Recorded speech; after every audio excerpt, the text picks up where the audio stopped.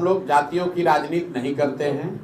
जन सुराज ने अपने संविधान में इस परिकल्पना में कहा है कि जिस जाति की भी जितनी संख्या है उस जाति से उसी प्रोपोर्शन में योग्य लोगों को निकालकर उनको भागीदारी दी जाएगी।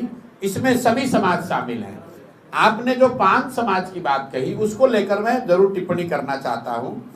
बिहार में नीतीश कुमार की राजनीति का एक हिस्सा रहा है जातियों का वर्गीकरण चेंज करना। एनेक्सर 1 को एनेक्सर 2 में डालो, 2 को 1 में डालो, 1 को एससी बना दो।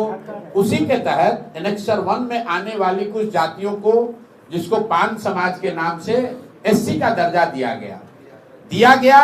ये सही बात नहीं है, ऐसा दावा किया गया, क्योंकि जातियों का ये जो दर्जा चेंज होता है, कैटेगरी चेंज होती है, इसके पीछे साइंटिफिक स्टडी होनी चाहिए।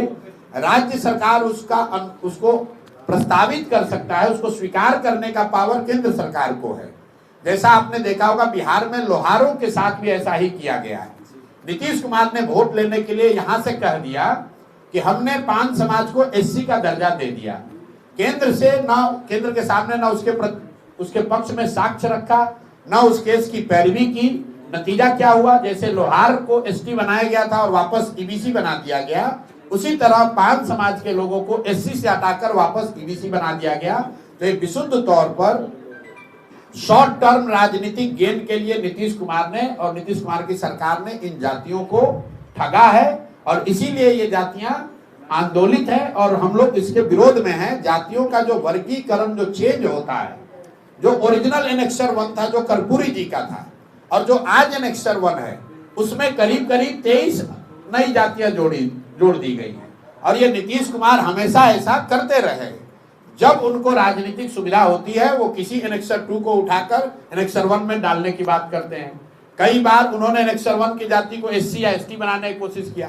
तो जब आप एनेक्सर बदलते हैं, एनेक्सर 2 को एनेक्सर 1 में डालते हैं, वो तो राज्य सरकार का मामला है, इसलिए वो कर पा रहे हैं। लेकिन अगर आप एससी को, ईबीसी को या ओबीसी को एससी या एसटी के दर्जे में डालोगे तो केंद्र से उसका अनुमोदन निश्चित जरूरी है, वो नहीं करा पाए। इसीलिए लोहार के केस में जिसको एसटी बनाया गया था फिर से ईबीसी बना दिया गया, कई बच्चों का नौकरी चला गया, लोग परेशान हुए। उसी तरह से 5 समाज को भी इन्होंने कहा कि हमने एससी बना दिया।